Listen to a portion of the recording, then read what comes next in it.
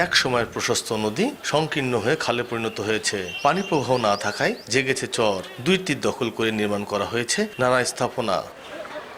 নদী ও খালের তীর দখলের মহোৎসব চলছে কুষ্টিয়ায়। এতে নদী পরিণত হচ্ছে খালে, আর খাল পরিণত হচ্ছে সরু নালায়। বাদ যাচ্ছে না জিকে সেচ প্রকল্পের খালও। আগে যে পরিমাণ পানি আসতো বা মাছ মারতাম, এখন একদম ভরাট হওয়ার কারণে কোনো কিছু করতে পারতেছি না। নদীমাতৃক যে সুনামটা অর্জন করেছিল সেটার দিক থেকেও প্রচুর পরিমাণে ক্ষতি হচ্ছে। কিছুদিন পরে হয়তো দেখা যাবে যে নদীর খালে রূপান্তরিত হচ্ছে। তীর সংকীর্ণ হয় কমে গেছে পানির প্রবাহ।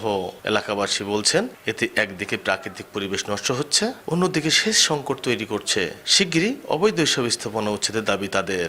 দখলদাররা পিলার করে দোকানপাট করে নোংরা ফেলে কেনাল আটক করে ফেলা দিচ্ছে। পানির সমস্যা আমাদের কৃষকের। আমরা চাই সরকার যত দ্রুত সম্ভব উদ্যোগ নিয়ে এটা দখলমুক্ত করে পানি প্রবাহের ব্যবস্থাপনা শুরু করা হোক। এরই মধ্যে 276 জন নদী দখলদার ও 580 জন জিকে সেচ প্রকল্পের খাল দখলদারের তালিকা তৈরি করেছে পানি উন্নয়ন বোর্ড। উচ্ছেদ অভিযানের জন্য ঊর্ধ্বতন মহলের বরাদ্দ চাওয়া হয়েছে বলে জানান সংশ্লিষ্ট কর্মকর্তা।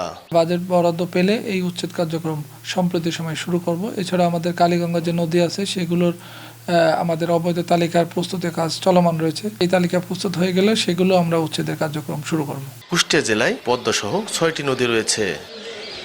এস এম রাশেদ, সময় সংবাদ, কুষ্টিয়া।